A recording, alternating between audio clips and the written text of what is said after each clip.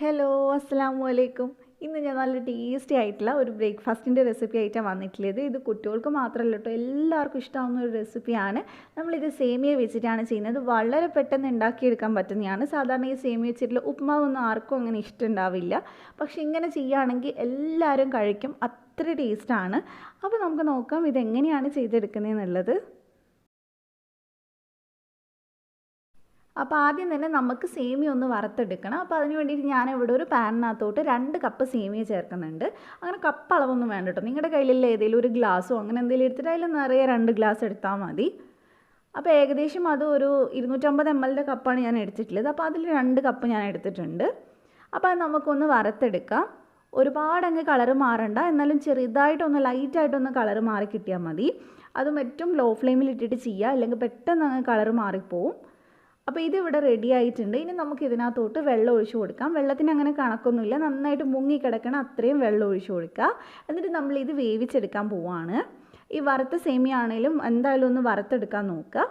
അപ്പോൾ ഇതിനകത്തോട്ട് നമുക്ക് ഇനി കുറച്ച് ഓയിൽ ഒഴിച്ചു കൊടുക്കാം. ഒരു 1-1.5 ടീസ്പൂൺ ഓയിൽ ഒഴിച്ചാൽ മതി. നന്നായിട്ട് നമുക്കത് സെപ്പറേറ്റ് ആയിട്ട് കിട്ടാൻ വേണ്ടിയിട്ടാണ്, അല്ലെങ്കിൽ സേമിയ എല്ലാം ഒട്ടിപ്പിടിച്ച മാതിരി ഉണ്ടാവും. എന്നിട്ട് നമുക്കൊന്ന് മിക്സ് ചെയ്തെടുക്കാം. മിക്സ് ചെയ്യുമ്പോൾ ശ്രദ്ധിക്കുക, ഒരുപാട് കുഴച്ച് മിക്സ് ചെയ്യരുത്, ചെറുതായിട്ടൊന്ന് മിക്സ് ചെയ്താൽ മതി. ഇതിനകത്തോട്ട് ആവശ്യത്തിനുള്ള ഉപ്പും കൂടി നമുക്കൊന്ന് ചേർത്ത് കൊടുക്കാം. എന്നിട്ട് നമ്മൾക്ക് ഒരു 90% അത്രയും വേവ് മതി, അല്ലാതെ ഉടഞ്ഞു പോരുത്. നമ്മൾ പായസത്തിനൊക്കെ വേവിക്കുന്ന പോലെ അങ്ങനെയാകുമ്പോൾ നമ്മൾ ലാസ്റ്റ് മസാലയിലിട്ട് വേവിക്കുന്ന സമയത്ത് വല്ലാണ്ട് അങ്ങ് കുഴഞ്ഞു പോവും. അപ്പോൾ ഇത് ഏകദേശം ഒന്ന് ചെറുതായിട്ടൊന്ന് സോഫ്റ്റായി വന്നിട്ടുണ്ട്. ഇത്രയും മതി. ഇനി നമുക്കിതൊന്ന് വെള്ളം ഊറ്റിക്കളയണം. വെള്ളം ഊറ്റിക്കളഞ്ഞിട്ട് നല്ലപോലെ പച്ചവെള്ളം ഒഴിച്ചു കൊടുക്കുക. അങ്ങനെയാണെങ്കിൽ ഇത് ഒട്ടിപ്പിടിക്കില്ല. അപ്പോൾ ഇനി നമുക്കത് അങ്ങോട്ട് മാറ്റി വെക്കാം. ഇനി ഞാനിവിടെ ഒരു ഫ്രൈ പാനിനകത്തോട്ട് കുറച്ച് ഓയിൽ എടുത്തിട്ടുണ്ട്. അതിനകത്തോട്ട് നമ്മൾക്ക് ഒരു 3 മുട്ട ഉപ്പും കുരുമുളകും ഇട്ട് നന്നായിട്ടൊന്ന് അടിച്ചിട്ടൊന്ന് ഫ്രൈ ആക്കി എടുക്കുക.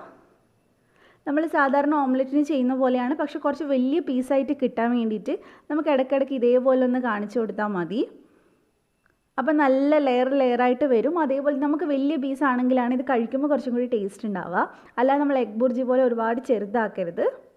അപ്പോൾ നമ്മുടെ പീസിനനുസരിച്ച് നമുക്കിത് ഇതുപോലെ ചെയ്തെടുക്കാം.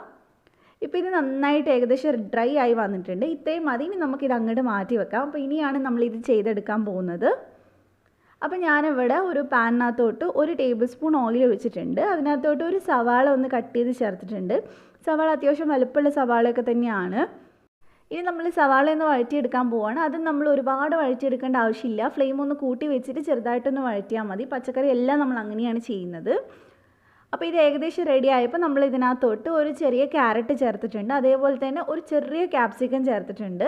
പിന്നെ ഒരു 4 വെളുത്തുള്ളി, ഒരു കഷ്ണം ഇഞ്ചി, അതേപോലെ തന്നെ ഒരു പച്ചമുളകും കൂടി ചതച്ചത് ചേർത്തിട്ടുണ്ട്. എരിവ് നിങ്ങൾ നോക്കിയിട്ട് ചേർക്കുക. നല്ല എരിവ് വേണമെങ്കിൽ നിങ്ങൾക്ക് 2 എണ്ണം വരെ ചേർക്കാം. പക്ഷേ ഇതിൽ കുറച്ചുകൂടി ടേസ്റ്റ് കുരുമുളക് കൂടി ചേർക്കുമ്പോഴാണ്. അപ്പോൾ ഇനി നമുക്ക് ഫ്ലെയിം കൂട്ടി വെച്ചിട്ട് തന്നെ ഇതൊന്ന് വഴറ്റിയെടുക്കാം. ഒരുപാട് വേണ്ട, കുറച്ച് മതി. ഇതിനകത്ത് ആവശ്യത്തിന് ഉപ്പും കൂടെ നമുക്ക് ചേർത്ത് കൊടുക്കാം. അതേപോലെ തന്നെ ഞാൻ ഇവിടെ ഒരു 3/4 ടീസ്പൂൺ ഗരം മസാല ചേർക്കുന്നുണ്ട്. പിന്നെ നമ്മളൊരു 1/4 ടീസ്പൂൺ മുളക് പൊടി ചേർത്തിട്ടുണ്ട്. ഇച്ചിരി മഞ്ഞൾപ്പൊടി. ഇനി നമ്മൾ എരിവിന് ആവശ്യത്തിനുള്ള കുരുമുളക് പൊടി ചേർക്കണം. അപ്പോൾ നിങ്ങൾക്ക് എത്രയാണ് എരിവ് വേണ്ടത് അതിനനുസരിച്ച് ചേർത്ത് കൊടുക്കാം. ഞാൻ ഇവിടെ 1 ടീസ്പൂൺ ഇപ്പോൾ ചേർത്തിട്ടുണ്ട്. ഇനി നമുക്കിതൊന്ന് വഴറ്റിയെടുക്കാം. ഈ മസാലയുടെ ഒരു പച്ചമണമൊക്കെ ഒന്ന് മാറണ വരെ ഒന്ന് വഴറ്റിയെടുത്താൽ മതി. ഇനി നമ്മൾ ഇതിനകത്തോട്ട് ചേർക്കുന്നത് ടൊമാറ്റോ സോസാണ്. അപ്പോൾ ഞാനിവിടെ 1 ടേബിൾ സ്പൂൺ എടുത്തിട്ടുണ്ട്. ഒരു 1-1.5 ടേബിൾ സ്പൂൺ എടുത്താലും കുഴപ്പമൊന്നുമില്ല. പിന്നെ നമ്മൾ ചേർക്കുന്നത് 1 ടേബിൾ സ്പൂൺ സോയ സോസാണ്. സോയ സോസ് നിങ്ങളുടെ കയ്യിലില്ലെങ്കിൽ സ്കിപ്പ് ചെയ്യാം, കുഴപ്പമില്ല. പക്ഷേ ടൊമാറ്റോ സോസും കൂടി ഉണ്ടെങ്കിലാണ് കേട്ടോ കുറച്ചും കൂടി ഒരു രസം ഉണ്ടാവുക. അപ്പോൾ അതും ഇല്ലെങ്കിൽ നിങ്ങൾ വേണമെങ്കിൽ ഒരു കുഞ്ഞു പീസ് തക്കാളി അരിഞ്ഞ് ചേർക്കാം. അതേപോലെ തന്നെ ഒരു നാരങ്ങയുടെ പകുതിയും കൂടി ചേർത്ത് കൊടുത്താലും മതി. പക്ഷേ ഉണ്ടെങ്കിൽ അത് തന്നെ ചേർക്കാൻ നോക്കുക. എന്നിട്ട് അതൊന്ന് നമ്മൾ വഴറ്റിയെടുത്തതിന് ശേഷം അതിനകത്തോട്ട് കുറച്ച് മല്ലിയില ചേർത്ത് കൊടുക്കുക. അതൊന്ന് നന്നായിട്ട് മിക്സ് ചെയ്തെടുക്കുക. നമ്മൾ സോസ് ചേർത്ത് കഴിഞ്ഞാൽ പിന്നെ ഫ്ലെയിം കൂട്ടിയിട്ട് തന്നെ വേണം നമ്മളിത് വഴറ്റാനായിട്ട്. ഇനി നമ്മൾ ഇതിനകത്തോട്ട് സേമിയ ചേർത്ത് കൊടുക്കുകയാണ്. ചിലപ്പോൾ സേമിയ ഈ സമയത്ത് എടുക്കുമ്പോൾ എല്ലാം കൂടെ കട്ട പിടിച്ച മാതിരി ഉണ്ടാവും. അപ്പോൾ ഒന്നും കൂടെ അതിൻ്റെ മുകളിൽ കൂടെ പച്ചവെള്ളം ഒഴിച്ചു കൊടുത്താൽ മതി. എന്നിട്ടൊന്ന് വെള്ളം കളഞ്ഞിട്ട് ഇതിനകത്തോട്ട് ചേർത്താൽ മതി. അപ്പോൾ എല്ലാം വേറെ വേറെ തന്നെ ആയി കിട്ടും. ഇനി നമ്മൾ ഫ്രൈ ചെയ്ത് വെച്ചിട്ടുള്ള മുട്ടയും കൂടി ചേർത്തിട്ട് ഇത് നല്ലോണം ഒന്ന് മിക്സ് ചെയ്തെടുക്കുക. മിക്സ് ചെയ്യുമ്പോൾ ശ്രദ്ധിക്കുക, കാരണം സേമിയ നമ്മൾ ഒരു വിധമൊക്കെ വേവിച്ചതല്ല. അപ്പോൾ വേവിച്ചത് കൊണ്ട് തന്നെ പെട്ടെന്ന് ഉടഞ്ഞു പോവും. അപ്പോൾ അതാണ് ഞാൻ പറഞ്ഞത്, ഒരു 90% വേവിച്ചാൽ മതി. ബാക്കി 10% ഇതിൽ കിടന്ന് വെന്തോളും. അപ്പോൾ ഫ്ലെയിം നന്നായി കുറച്ച് വെച്ചിട്ട് വേണം നമ്മൾ മിക്സ് ചെയ്യാനായിട്ട്. ഇത് നന്നായി മിക്സ് ചെയ്തതിന് ശേഷം 1 മിനിറ്റും കൂടി നമുക്കൊന്ന് വേവിച്ചാൽ മതി. അപ്പോൾ ദേ ഇതിവിടെ റെഡി ആയിട്ടുണ്ട്. ഇത്രയേ ഉള്ളൂ. നല്ല ടേസ്റ്റാണ് കേട്ടോ കഴിക്കാൻ. ഒരു രക്ഷയില്ലാത്ത ടേസ്റ്റാണ്. അപ്പോൾ നിങ്ങൾക്ക് ഉപ്പ് കുറവാണെങ്കിൽ അവസാനം വേണമെങ്കിൽ ഒന്ന് ചേർത്തിട്ട് മിക്സ് ചെയ്യാം. ഇത് സേവ് ചെയ്യുന്നതിൻ്റെ കൂടെ ടൊമാറ്റോ സോസും കൂടി ഉണ്ടെങ്കിൽ കുറച്ചും കൂടെ നല്ലതാണ്. അപ്പോൾ കുട്ടികൾക്കൊക്കെ ഭയങ്കരമായിട്ട് ഇഷ്ടമാവും. അപ്പോൾ പെട്ടെന്ന് തന്നെ ട്രൈ ചെയ്യുക. സേമിയൊക്കെ എപ്പോഴും എല്ലാവരുടെ വീട്ടിലുള്ളതല്ല. അപ്പോൾ പെട്ടെന്ന് ട്രൈ ചെയ്യുക, എന്നിട്ട് ഫീഡ്ബാക്ക് പറയാം.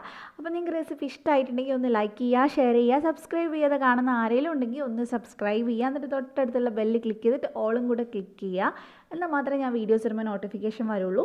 അപ്പോൾ ഇതേപോലെ തന്നെ മറ്റൊരു അടിപൊളി വീഡിയോ ആയിട്ട് നാളെ 3 മണിക്ക് ഇൻഷാ അല്ലാഹ് നമുക്ക് വീണ്ടും കാണാം. Thank you for watching.